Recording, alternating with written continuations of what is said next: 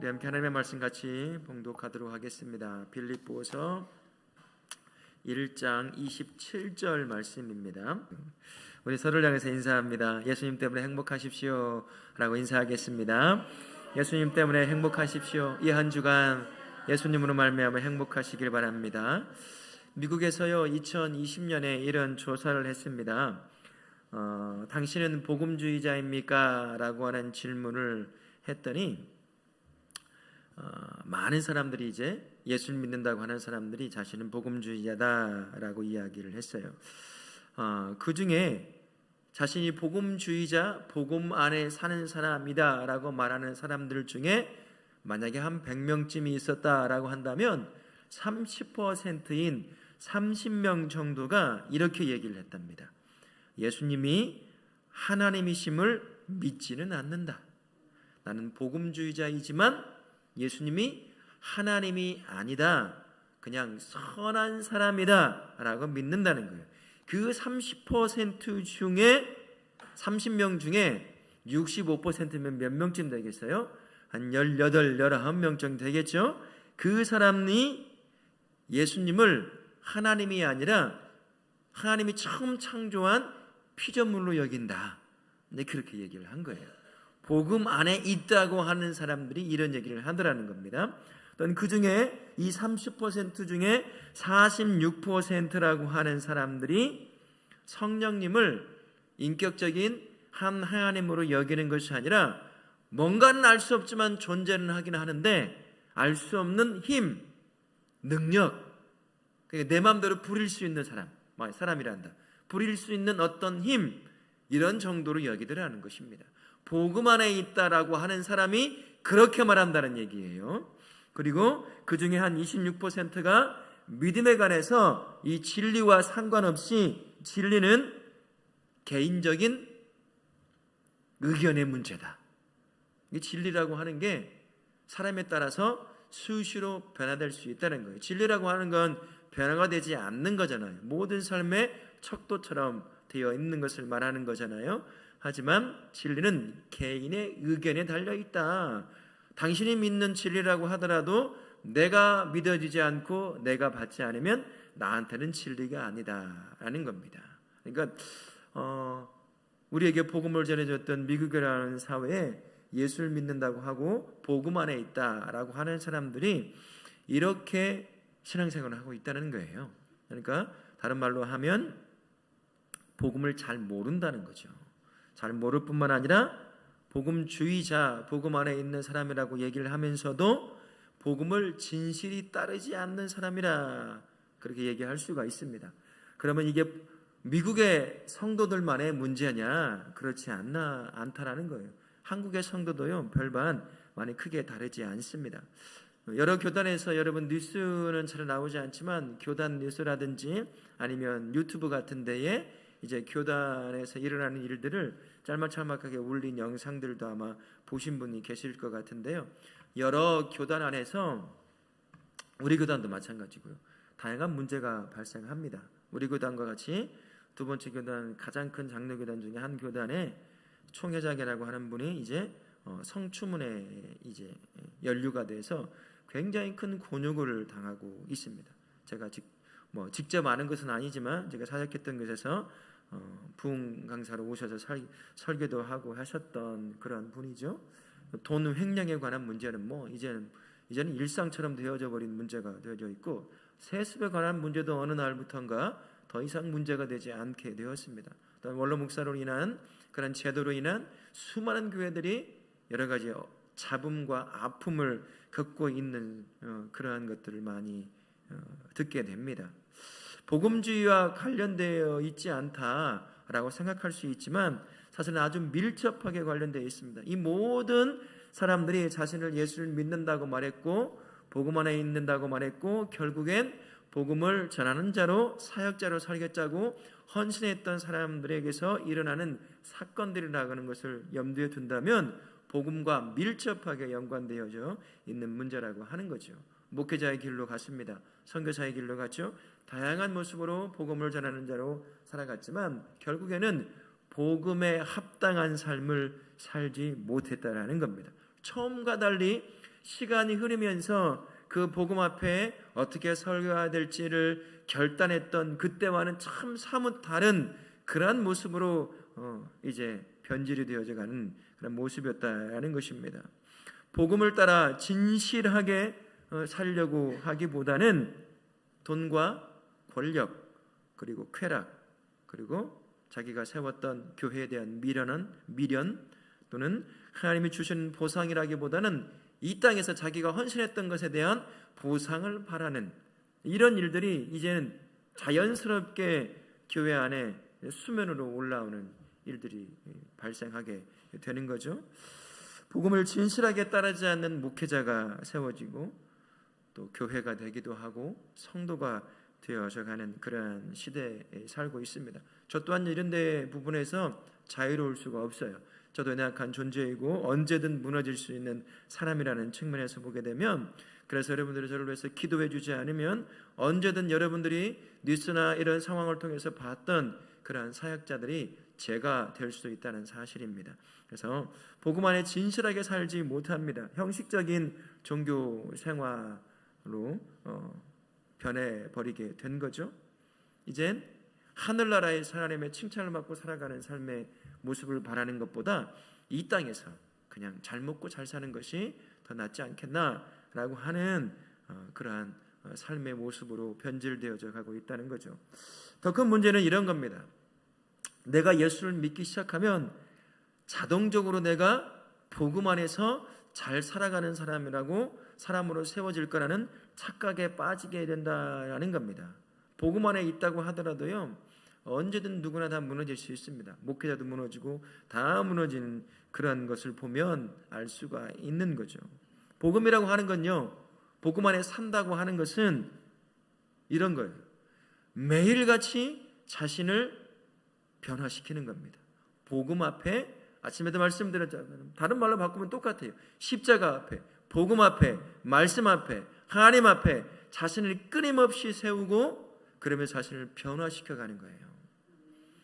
갱신시켜간다라고 표현을 합니다. 어제보다 오늘 더 예수님을 잘 믿는 사람, 어제보다 오늘 더 예수님 닮아가는 사람, 그 삶이 복음 안에 살아가는 삶이고 복음을 진실되어 쫓아가는 복음주의자의 삶이라고 할 수가 있는 거죠. 어제보다 여러분 오늘 더 예수님 닮아가고 계신 것 같으세요? 어제보다 오늘 더 어제 말했던 나의 언어가 오늘은 예수님의 언어가 되어져 가고 있습니까? 어제 먹었던 나의 마음이 오늘은 더 예수님처럼 내 마음이 예수님의 마음으로 바뀌어져 가고 있습니까? 복음 안에 산다는 것, 복음을 신실하게 쫓아 산다는 것은 이처럼 끊임없이 매일같이 스스로를 갱신시켜내는 삶이에요. 가만히 앉아서 예배만 잘 드리면 내가 복음 안에서 예수님을 잘 믿는 사람으로 세워지지 않습니다. 머리만 커져요.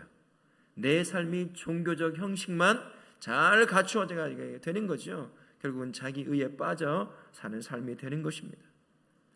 복음 안에 산다는 것, 복음을 쫓아 산다는 것은 지속적으로 자신을 변화시켜가는 것이죠. 그 다른 모습이 바로 예수님 닮아가는 모습이다라고 할 수가 있습니다. 그게 바로 복음에 합당하게 사는 삶이다라고 이야기를 할 수가 있습니다. 그럼 복음에 합당한 삶을 산다는 것이 곧 무엇일까? 첫 번째가요, 겸손함 가운데 사는 것입니다. 복음을 품은 성도라고 하더라도 우린 근본적으로 어떤 사람이었어요? 본질적으로 진노의 자녀였습니다. 다른 말로 하면 죄인이었다는 거죠. 내 안에서 내가 무엇을 하건 무엇을 이루건 우리는요, 교만할 수가 없어요. 자랑할 수 있는 게 아무것도 없어요. 여러분 자랑할 것 가지고 계셔요? 수십 년 믿은 화려한 신앙의 이력, 여러분 자랑거리신가요? 아니면 좋은 아파트에 사는 것, 그게 여러분의 자랑거리이십니까? 우리에게는 자랑거리가 없어요. 우리는 그저 은혜를 먹고 사는 사람이에요. 구원의 은혜에 그냥 그것이 대가 없이 얻을 수 없는 선물과 같이 우리에게 주어진 구원의 은혜를 무조건 받아 누리는 존재입니다. 자랑거리가 아무것도 없는 거예요.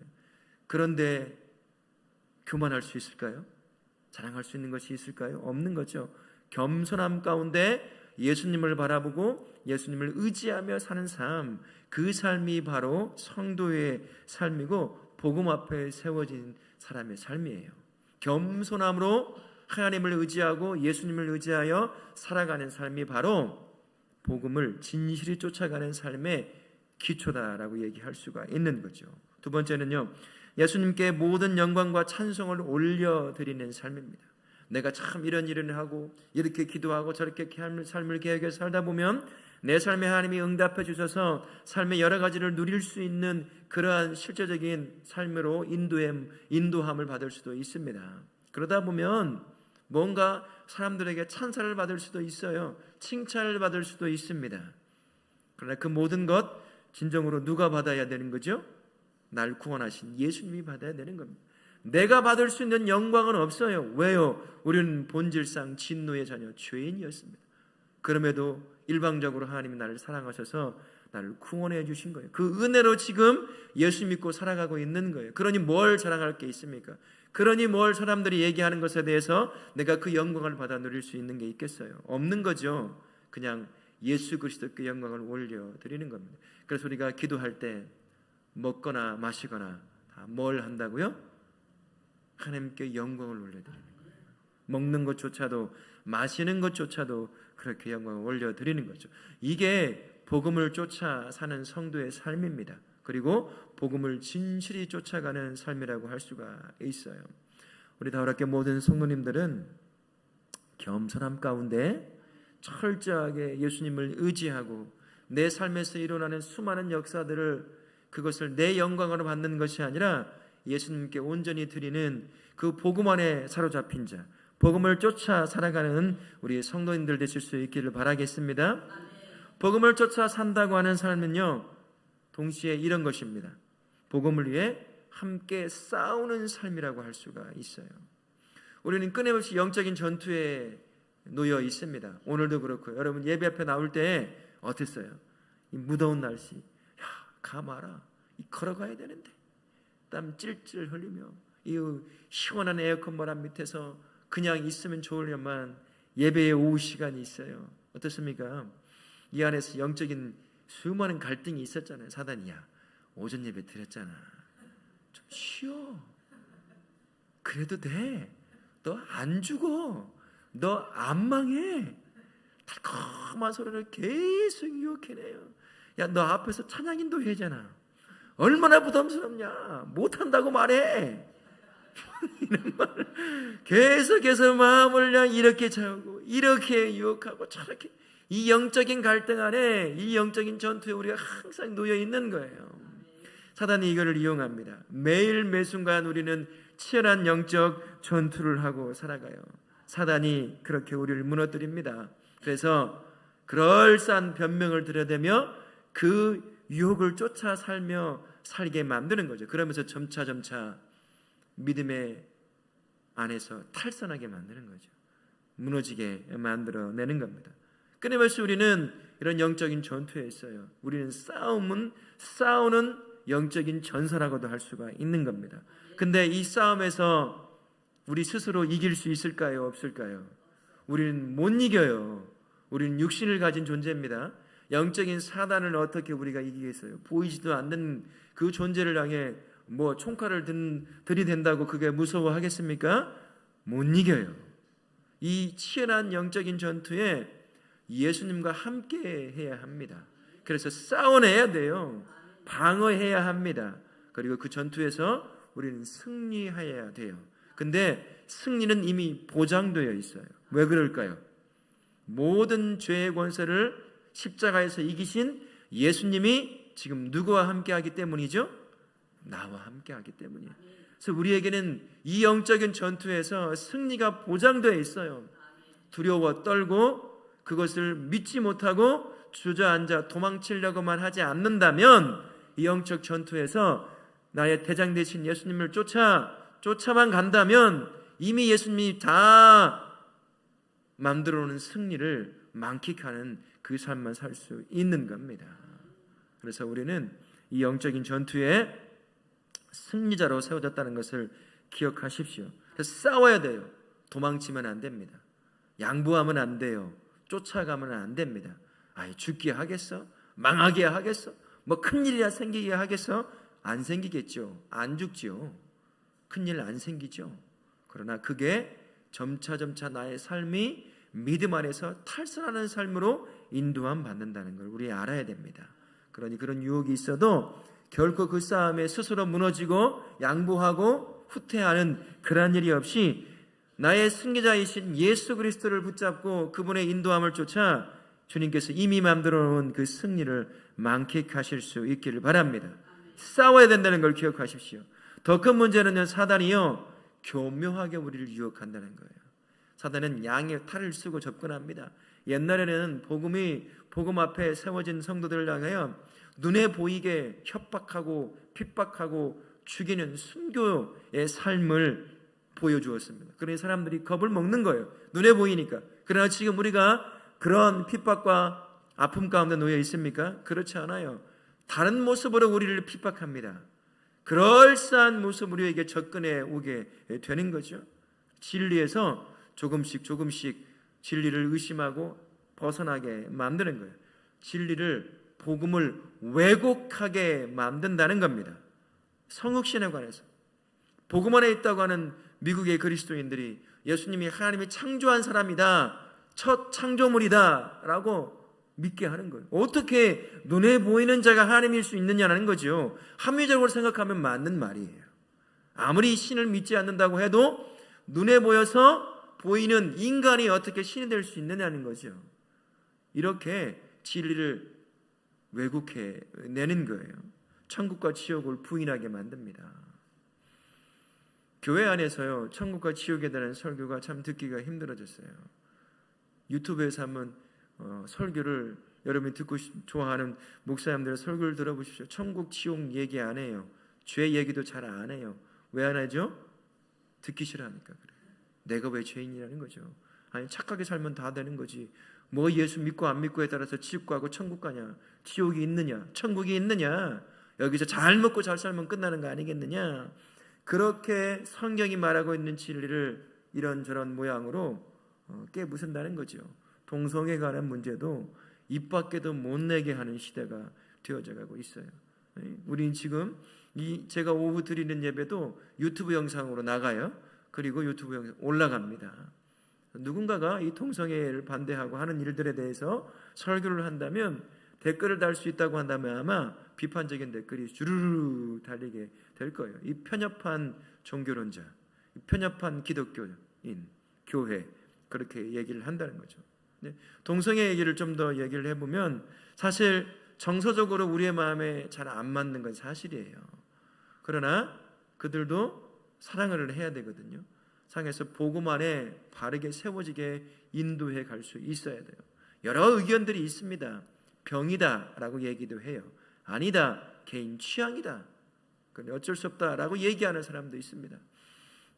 여러 의학자도 그렇고 병인이 치료해야 한다고 하고요, 본인은 병이 아니라는 거예요.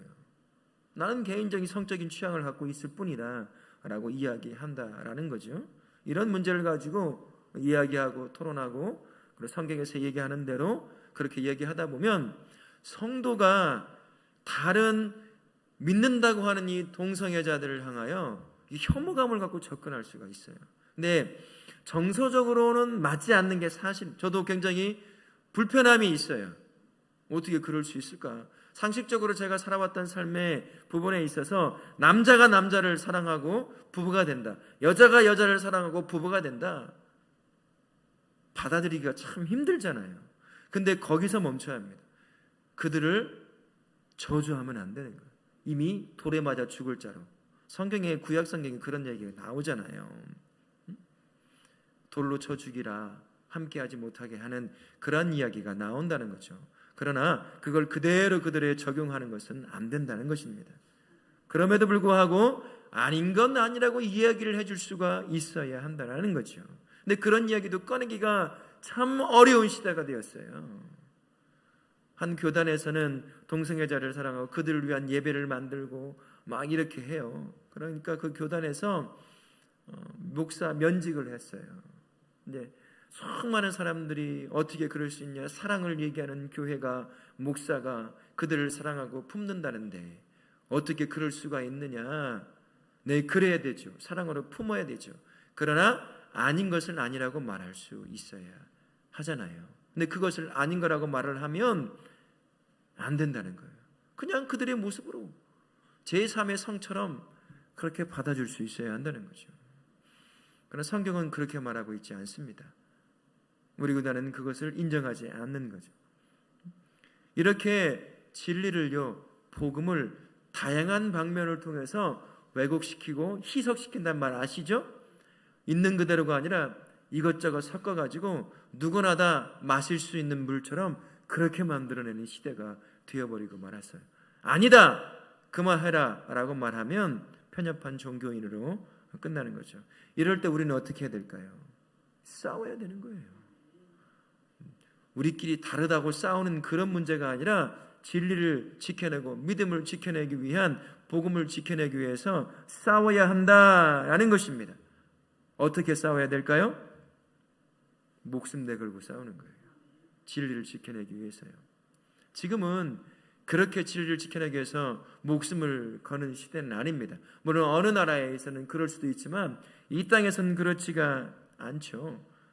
그러나 목숨을 내걸고 복음을 지켜낸다라는 의미를 우리에게는 어떻게 받아들일 수 있을까요?